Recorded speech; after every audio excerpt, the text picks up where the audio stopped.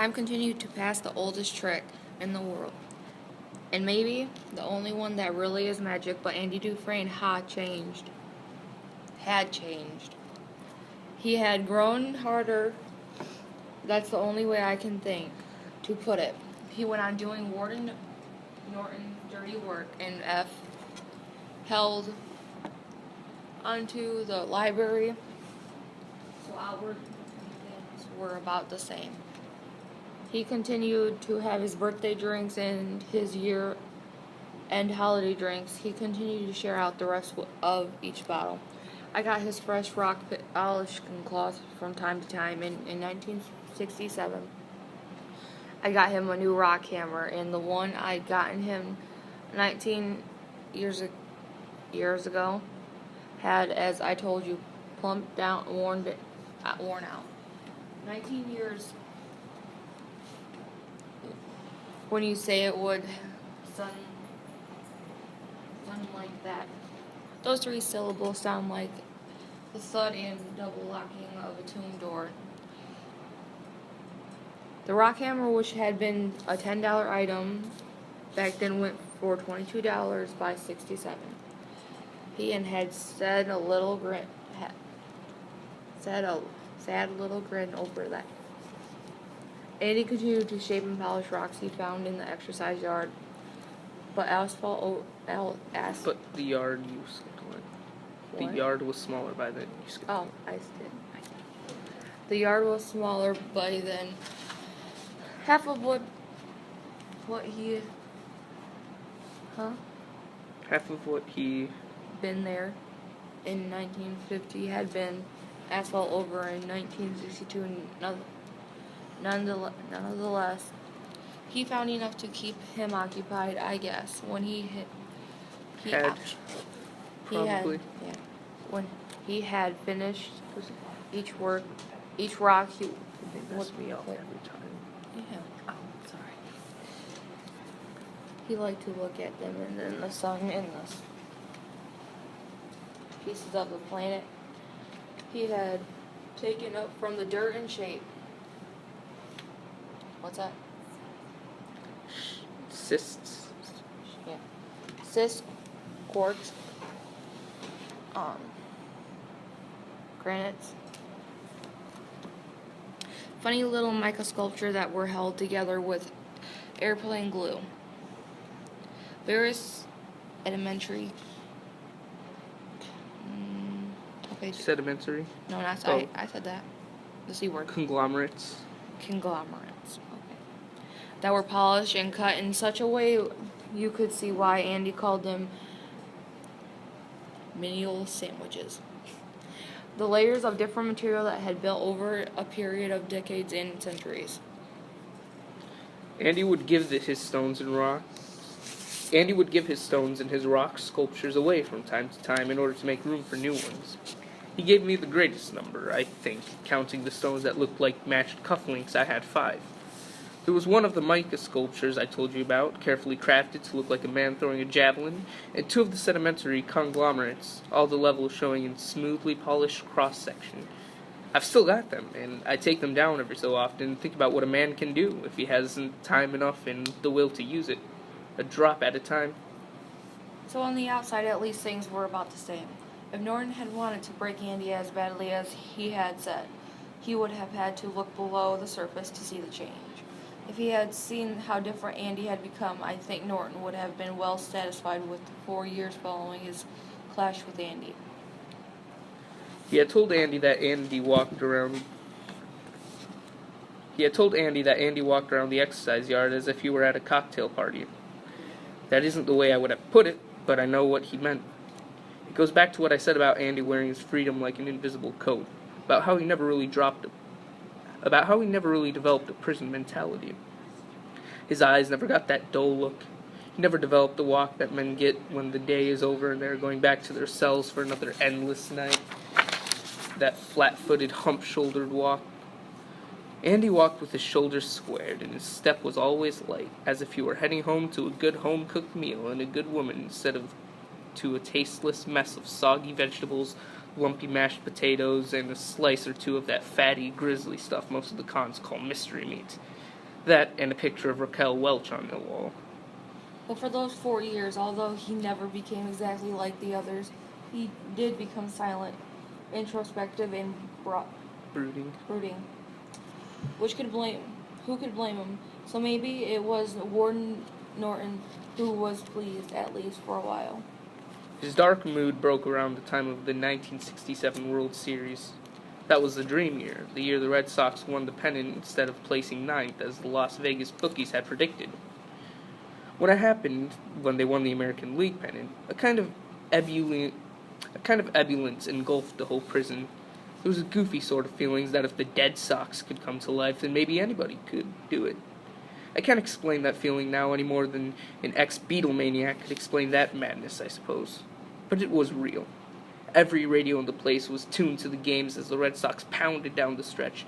There was gloom when the Sox dropped a pair in Cleveland near the end, and a nearly riotous joy when Rico Petrocelli put away the pop fly that clinched it. And then there was the gloom that came when Loneberg was beaten in the 7th game of the series to end the dream just sort of complete fruition. It probably pleased Norton to no end, the son of a bitch. He liked the prison wearing sackcloth and ashes. But for Andy, there was no tumble back down into the gloom. He wasn't much of a baseball fan anyway, and maybe that was why. Nevertheless, he seemed to have caught the current of good feeling. And for him, it didn't peter out again after the last time of the series. He had taken that invisible coat out of the closet and put it on again. I remember one bright gold fall day in very late October, a couple of weeks after the World Series had ended. It must have been a Sunday because the exercise yard was full of men walking off the week, talking, tossing a frisbee or two, passing around a football, bartering what they had to barter. Others would be at the long table in the visitors' hall under the watchful eyes of the screws, talking with their relatives, smoking cigarettes, telling sincere lies, receiving their picked-over care packages. Andy was squatting Indian fashion against the wall, chunking 2 small rocks together in his hand. His face turned up into the sunlight. It was surprisingly warm, that sun, for the day so late in the year. "Hello, Red," he called. "Come on and sit and spell." I did. "You want this?" he asked, and handed me one of those 2 carefully polished Millennium sandwiches. "I just told you about." "I sure do," I said.